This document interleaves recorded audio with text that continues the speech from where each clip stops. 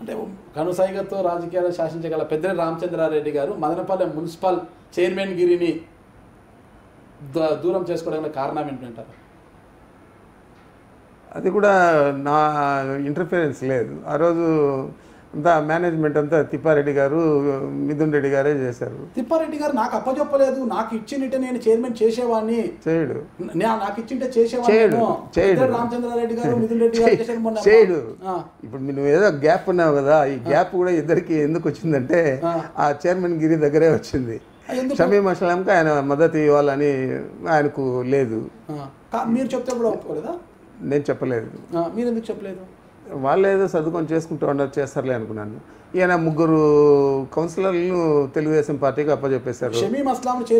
ప్రతిపాదించింది మీరు. అవును, నేను కాదు. ఇప్పుడు కాంగ్రెస్ పార్టీలో అయితే అన్ని నేనే, ఇక్కడ నేను కాదు.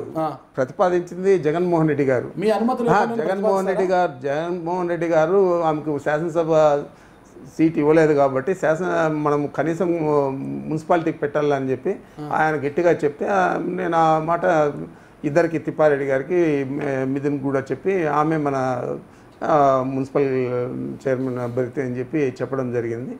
మరి తిప్పారెడ్డి గారికి ఎందుకో మొదటి నుంచి కూడా ఆమె అంటే ఇష్టం లేదు. ఆమెకు కూడా తిప్పారెడ్డి గారు అంటే ఇష్టం లేదు. అంటే ఇద్దరిని కూర్చోబెట్టి ఎందుకు సర్దుబాటు చేయలేకపోయారు? తిప్పారెడ్డి గారికి కావచ్చు. అప్పటికే చేతులు దాటిపోయింది. ఎందుకంటే 3 మా వైఎస్ఆర్ కాంగ్రెస్ పార్టీలో గెలిచిన కౌన్సిలర్లు తెలుగుదేశం పార్టీలోకి వెళ్ళిపోయారు, కారణాలు ఏవైనా కానీ. అంటే మీరు గట్టిగా పట్టి ఉంటే ఒక్కరు కూడా దాటిపోయేవారు కాదు. అనుకుంటే మున్సిపాలిటీ చైర్మన్ గిరి వచ్చేది. మరో విధంగా అంటే రాడికల్ ఉద్యమాలతో రాజకీయ జీవితాన్ని ప్రారంభించిన జింకా చలపతి తర్వాత పెద్దిరెడ్డి రామచంద్రారెడ్డి గారి ముఖ్య అనుచరుడిగా ఉండిపోయారు. ఈ రోజుకి కూడా ఆయన ముందు వచ్చిన ఎంతో మంది ఎమ్మెల్యేలు అయ్యారు, అందరూ అలా పోతున్నారు. జింకా చలపతి మాత్రం పెద్దిరెడ్డి రామచంద్రారెడ్డికి ముఖ్య అనుచరుడిగా మాత్రం ఉండిపోయారు. ఆ రోజు చైర్మన్ గిరి వచ్చింటే municipal chairman Shamim Aslam, vice chairman Jinka Chalapathi అయ్యేవారు కదా. ముందే చెప్పాను నేను, ఏది నాతో ఉండేవాళ్ళు పదవులు ఆశించరు, లేదా నాకు ఏది పలాంది వస్తుంది, లేదా రేపు ఏదో వస్తుంది అని ఆశించరు. రామచంద్రారెడ్డితో మనం ఉంటే చాలు అని చెప్పి ఆలోచన చేస్తారు. దాంట్లో ప్రథముడు జింకా చలపతి. అంటే ముఖ్యంగా మీరు జిల్లాలో ముఖ్యమైన నాయకుడు వైసీపీకి. అయితే మదనపల్లి లాంటి మెజార్టీ సీట్లు సాధించి చేజేతులో మనం కోల్పోతే మనకి చెడ్డ పేరు అన్న భావన మీకు లేదంటారా? నాకుంది, కానీ బాధ్యత ఎవరిది? అక్కడ స్థానిక శాసనసభ్యుడు, పార్లమెంట్ సభ్యుడు ఇద్దరు ఉన్నారు. చిన్న మున్సిపాలిటీని గెలిపించుకోరు అని ఎవరు అనుకోరు కదా. వాళ్ళిద్దరూ కలిసి చేయలేకపోయారు. పైపెచ్చు మీరు గెలిపించిన 3 వైఎస్ఆర్ కాంగ్రెస్ పార్టీ కౌన్సిలర్లను వేరే పార్టీకి పంపించేస్తారు. ఎవరు పంపించినా ఏదైనా కానీ వెళ్ళిపోయింది అయితే వాస్తవం కదా. మరి జగన్మోహన్ రెడ్డి గారే ఆదేశాలు ఇచ్చి ఆమెను మున్సిపల్ చైర్పర్సన్ చేయాలని తర్వాత మీరు చేయరని రామచంద్రారెడ్డి ఎట్లా అనుకుంటాడు? వాళ్ళు చేస్తారు, అవుతుంది, మనకు మెజారిటీ ఉంది, తప్పకుండా అవుతుంది అని ఆలోచన చేసి నేను దాని గురించి పెద్దగా పట్టించుకోలేదు. విభేదాలు ఉన్నాయని మీ దృష్టికి వచ్చినట్టే సర్దుబాటు చేస్తుంటే అప్పుడు లేవు, విభేదాలు లేవు. మీరు పుంగనూరు అప్పటికి విభేదాలు లేవు, దయచేసి తినండి. అప్పటికి ఎవరికి కూడా విభేదాలు లేవు, అందరూ కలిసిగానే ఉన్నారు. ఆ ఎన్నికలు అయిన తర్వాత ఈ కౌన్సిలర్లు ఎవరైతే వెళ్ళిపోయారో వాళ్ళు వెళ్ళిపోయిన దాన్ని పట్టి ఒక విధంగా తిప్పారెడ్డి మీద ఆయన విభేదించాడు మిథున్ రెడ్డి. కానీ అది తప్పని చెప్పి నేను మళ్ళీ ఇద్దరిని కూడా కలిపి కూర్చోబెట్టి రాజీ చేయడం జరిగింది.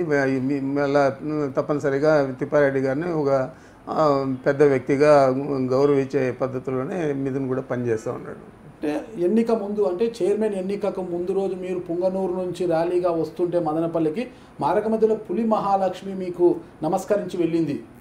అంటే ఇక్కడ శిబిరంలో ఉండాల్సిన పులి మహాలక్ష్మి బయటికి వచ్చింది. మీకు కనిపించినా కూడా పెద్దిరెడ్డి రామచంద్రారెడ్డి గారు పట్టించుకోలేదు. శిబిరంలో ఎవరో నాకు ఆమెను కూడా ఐడెంటిఫై చేయలేను. నాకు కనిపించింటే ఎత్తి ఇమ్మీడియట్గా క్యాంపులకి పంపించేవాడిని. నాకు తెలియదు. నా నోటీస్లో ఉంటే 100% పార్టీకి చెడ్డ జరిగేది ఏ పొద్దు కూడా నేను చేయలేను. అందులో కాంగ్రెస్ పార్టీలోనే ఎప్పుడు చేయలేదు. నేను ఎవరి రోజు లోపాయకారి ఒప్పందాలు చంద్రబాబు నాయుడుతో పెట్టుకోలేదు. ఏదైనా పోటీ అంటే పోటీగా కాంగ్రెస్ పార్టీ కోసం పనిచేశాను. ఈరోజు అంతకంటే ఎక్కువగా జగన్మోహన్ రెడ్డి గారు మాకు గౌరవం ఇస్తూ ఉన్నాడు, మా మాటకు విలువిస్తూ ఉన్నాడు. మా జిల్లా వరకు మాకు అంతకంటే కావాల్సింది ఏముంది? ఆయన కోసం పనిచేసేదానికి ఇంకా తీవ్రంగా పనిచేస్తాం తప్ప ఏదో మెత్తబడి సాఫీగా ఉండి మహాలక్ష్మి వచ్చి దండం పెట్టింది, సరే నాయన వెళ్ళిపో నువ్వు తెలుగుదేశానికి అని చెప్పి అంత ధర్మరాజును మాత్రం కాదు. నా నోటీసులో అంటే నేను ఐడెంటిఫై చేయగలిగితే తీసుకుపోయి మళ్ళీ క్యాంపులో పడేసింది వాడిని. ఈరోజు నాగరాజు గారి ఇంటర్వ్యూలో చాలా విషయాలన్నీ కూడా చర్చించుకోవడం జరిగింది. ఇవన్నీ కూడా వాస్తవ దూరంగా ఉండవు, నేను వాస్తవాలే మాట్లాడినా అనే ఆలోచన మీకు వస్తుందని నేను భావిస్తున్నాను.